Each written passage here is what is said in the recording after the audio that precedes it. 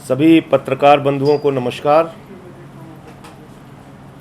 दो बहुत ही महत्वपूर्ण निर्णय माननीय उच्च न्यायालय के आए हैं, एक दिल्ली माननीय उच्च न्यायालय का और एक गुजरात माननीय उच्च न्यायालय का।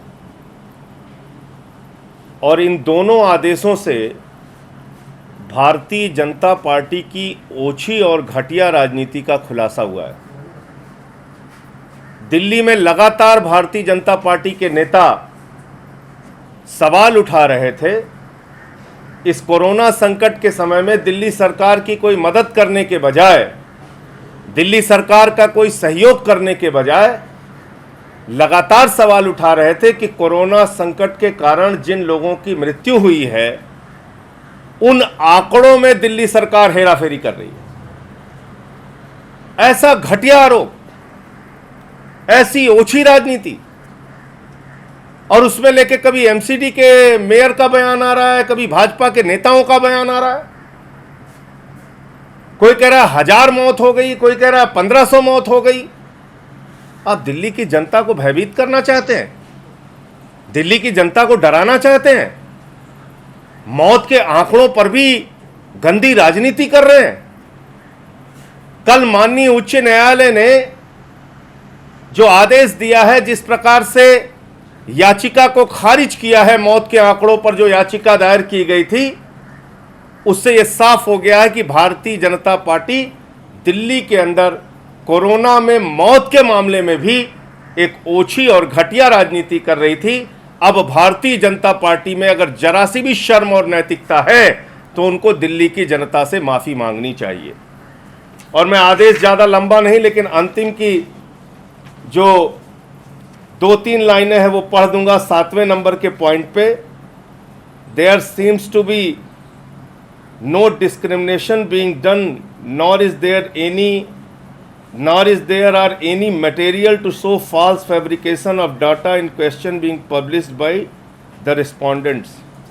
यानी सरकार के द्वारा जो भी डाटा, जो भी आंकड़ा, डेथ ऑडिट कमेटी के द्वारा जो भी आंकड़ा जारी किया गया है, उसमें किसी भी प्रकार का कोई फैब्रिकेशन नहीं किया गया है, कोई छेड़छाड़ नहीं की गई है, कोई बदलाव या कोई गलती नहीं की गई है। और हाईकोर्ट ने यह भी माना है कि डेथ ऑडिट कमेटी पूरी तरीके से सक्षम है और सेंट्रल गवर्नमेंट की जो गाइडलाइन है उसके हिसाब से उन्होंने मौत के आंकड़े समय समय पर जारी किए हैं। बावजूद इसके आप कुछ भी बोले जा रहे हैं, कुछ भी कहे जा रहे हैं। तो पहली बात तो ये, और दूसरी बात, जिस गुजरात में 25 वर्षों से ज्यादा उनका शासन है भाजपा का, जिस गुजरात मॉडल के डंके को पूरी दुनिया में भारतीय जनता पार्टी पीटने का काम करती है, जिस गुजरात मॉडल पे पूरे देश का चुनाव लड़ने का काम करती है,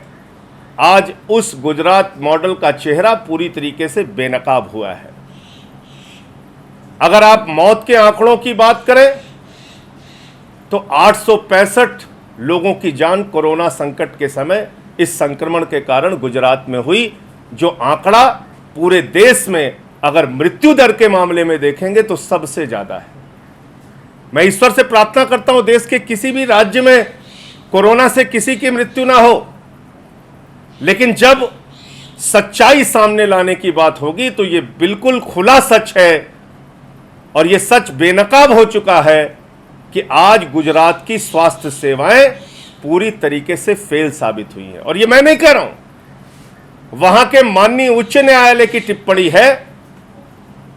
गुजरात के हाई कोर्ट ने कहा है गुजरात के सिविल अस्पताल काल कोठरी और तहखाने से भी ज्यादा बदतर हैं।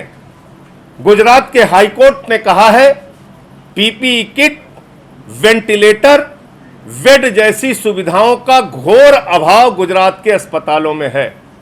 गुजरात के हाई कोर्ट की टिप्पणी है कि गुजरात की स्वास्थ्य सेवाएं डूबता हुआ टाइटैनिक जहाज है।